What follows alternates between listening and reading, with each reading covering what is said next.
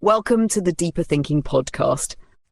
There are ways of seeing that do not announce themselves as vision.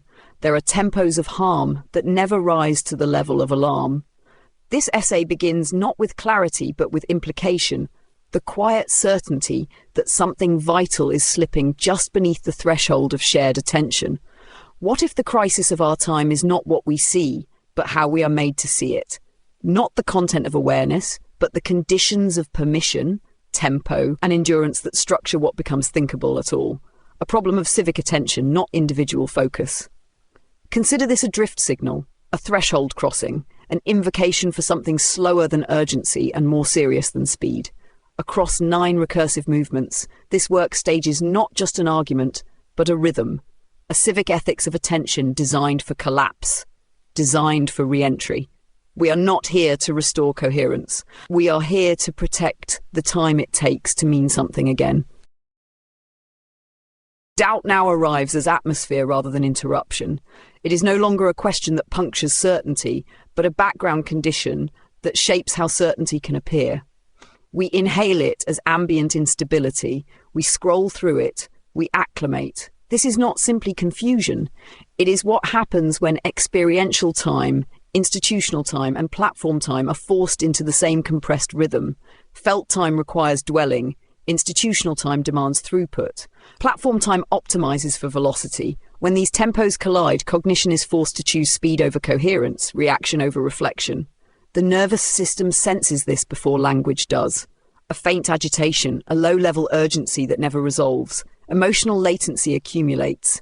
Judgments are formed before feelings complete their arc.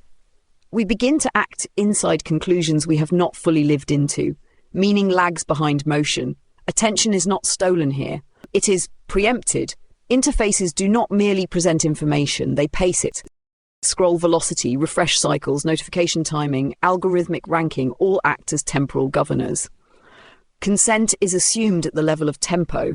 We are not asked whether we want to move this fast. We are moved. For some, this rhythm is not just inconvenient but inaccessible.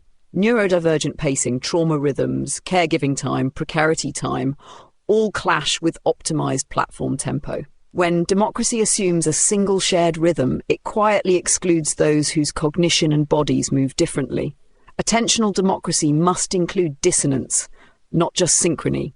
Healthy doubt requires duration. It returns, tests, revises. It lingers long enough to feel where belief rests. Accelerated doubt does not linger. It flickers, recoils, and dissipates before inquiry can stabilize. Suspicion becomes easier than curiosity. Skepticism becomes posture rather than process. This is how a public can be saturated with information, yet starved of understanding. Not because truth is absent, but because the temporal conditions for truth to settle have been withdrawn. We mistake speed for access and access for comprehension. We become responsive but unmoored. To restore doubt as a tool rather than an atmosphere requires more than personal discipline. It requires temporal sovereignty. Spaces where hesitation is not penalized. Interfaces that allow latency without erasure. Cultures that treat delayed response as signal rather than defect. Doubt given time becomes inquiry. Inquiry given time becomes shared orientation. But when time is engineered away, doubt becomes ambient noise and orientation becomes impossible. Some forms of control never raise their voice. They don't restrict what we can say, but how long we can hold a thought. They do not censor content, but compress time. This is not surveillance, it is tempo governance. When meaning is forced to compete for attention within ever-tightening intervals, the interval becomes the message. We begin to shape our ideas to survive the feed. Shorten, simplify, repeat. Eventually, complexity feels indulgent and delay becomes suspect. But thinking has a natural rhythm. It loops, returns, digresses. It resists premature closure. When that rhythm is interrupted often enough, thought does not just shrink, it fractures. Fragmented cognition becomes normative. Cohesion is treated as inefficiency. Reflection becomes a luxury. In this context, attention is not just what we direct, but what we're allowed to dwell within. A democracy of attention would not simply equalize access to information. It would equalize the conditions under which meaning can take time. Digital interfaces increasingly assume a single tempo, immediate availability, continual response, low friction. Well, friction is not always a flaw. Sometimes it is the very thing that protects depth. It slows the scroll, stretches the moment, interrupts the trance. Tempo governance operates beneath intention. It's not that we choose to move faster. It's that slowness is no longer permitted. Pausing becomes synonymous with falling behind. Withdrawal is mistaken for irrelevance. Reflection begins to feel like abandonment. But some truths only reveal themselves at the speed of trust. And trust takes time. A fractured tempo fragments solidarity. People move too fast to recognize each other's pain. Empathy becomes temporally misaligned. What is felt can't be met. To speak of attentional democracy, then, is to ask what rhythms we are allowed to inhabit together. What tempo makes us legible to one another? What duration is considered worthy of response? And whose urgency is always already disqualified as delay? Some collapses are private, others are structural, some happen behind closed doors, others are broadcast in real time, aestheticized, consumed. What matters here is not the spectacle of collapse, but the tempo of recovery it demands. Because in a world shaped by acceleration, the refusal to recover quickly becomes a political act. Institutions reward bounce back. Platforms reward reactivity. Even within movements, resilience is often framed as immediacy, how quickly one can respond, speak, act.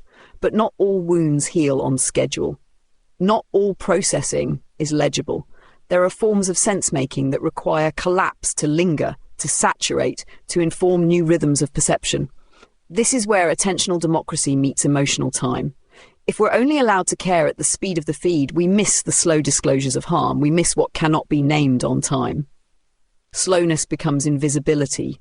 Delay becomes deviance. And those who metabolize experience differently are treated as unresponsive, irrational, or broken. But collapse, when honored, can become method. It reorganizes attention. It reroutes urgency. It rejects the metric of continual productivity and reclaims the right to stop without vanishing. This is not quitting, this is witnessing. Collapse held long enough becomes witness. This requires not just inner permission, but outer protection. A culture that cannot distinguish delay from failure will always treat non-compliance as deficiency. A democracy that does not accommodate grief time, trauma time, or recuperative silence will replicate the very harms it claims to address. In this light, attentional democracy is not about making everyone pay attention to the same thing. It is about making space for different paces of recognition, expression, and response. It is about refusing the soft violence of forced acceleration in the face of real hurt. To recover at one's own speed is not indulgence. It is the slow reclamation of agency from the wreckage of collapse. To name something too quickly is to risk arresting its emergence. Yet to remain silent too long is to risk its erasure. This is the double bind of speaking within collapse, the pressure to translate what is still forming, and the penalty for failing to do so fast enough. In an accelerated culture, recognition itself becomes performance. The faster we can name, empathize, signal understanding, the more legitimate our stance appears. But understanding has a rhythm, and it is rarely instantaneous. When tempo replaces truth, sincerity collapses into simulation. This is not a condemnation of speed, but a defense of timing. There are moments when urgency is ethical. There are also moments when slowness is the only honest pace. Attentional democracy honors both, not by averaging them, but by making room for discordant tempos to coexist without cancelling one another. Some experiences require latency, not just to process, but to become speakable. Trauma resists premature language. Grief often appears disorganized until structure feels like betrayal. And insight, the real kind, often arrives retroactively after silence has made enough space for it to land. If speech is coerced by tempo, it becomes disclosure without grounding. If silence is punished by tempo, it becomes disappearance. In both cases, the relational field is flattened. We stop hearing each other on terms that protect difference. We perform comprehension to keep up. This is why platforms that reward immediacy can't hold collective truth. They structure speech toward legibility rather than integrity. They invite coherence too soon, and in doing so, they erase the conditions under which new meaning could emerge. Attentional democracy demands that we design for temporal pluralism. for the legitimacy of delay, for the right to remain silent without being disbelieved, for the architectures of listening that can wait long enough for honesty to become speakable. The rhythm of attention is not merely cultural or cognitive, it is infrastructural. Protocols, platforms, and technical defaults encode assumptions about response time, availability, and value. These architectures do not just mediate attention, they prescribe it. Consider the read receipt, the typing bubble, the auto-reply expectation. Each suggests a tempo of presence, a performative nowness. Even absence must be signalled in real time to retain legitimacy. Silence is only permissible if explained in advance. This leads to an erosion of unstructured presence. To be on is to be attuned not just to content, but to the meta-signals of tempo compliance. Response time becomes a proxy for care. Slowness becomes emotional ambiguity. The infrastructure of attention begins to automate interpretation. But infrastructures can be redesigned. What if latency were treated as a legitimate form of participation? What if attentional systems were measured not by engagement rates, but by their capacity to accommodate silence, recursion, and re-entry? Temporal equity becomes the design principle. Not everyone arrives at thought on the same schedule. Not every urgency is visible through platform metrics. If our civic interfaces presume homogeneity of tempo, they will always exclude the most ethically serious forms of cognition. Designing for attentional democracy, then, means building systems where time is not collapsed into urgency, where the right to pause is infrastructurally protected, where the metric is not response speed, but response integrity, where unavailability is not interpreted as indifference, but as a different form of presence. To design differently is to ask, what kinds of tempo make truth more livable? What architectures allow understanding to exceed the performance of immediacy? What protocols protect attention, not just as capacity, but as right? Some truths arrive too slowly to trend. Others require a kind of attention that doesn't scale. What they share is this: they do not survive conversion into content. And yet, we live within systems that treat every signal as something to be captured, optimized, or shared. This is the paradox of presence in a performative economy. Attention becomes evidence, visibility becomes currency, and the unseen becomes suspect. But not all value is visible. Not all connection is communicable. There are moments when presence is not for display, when meaning thickens precisely because it resists representation, when attention itself becomes a form of refuge, a shelter for things that cannot be rushed. In such moments, attentional democracy becomes something quieter than consensus. It becomes the capacity to protect interiority without abandoning solidarity, to listen without converting, to witness without translating. This is not detachment, it is fidelity to forms of truth that tremble under exposure. Platforms that presume transparency as virtue miss this entirely. They confuse performance for participation, responsiveness for responsibility.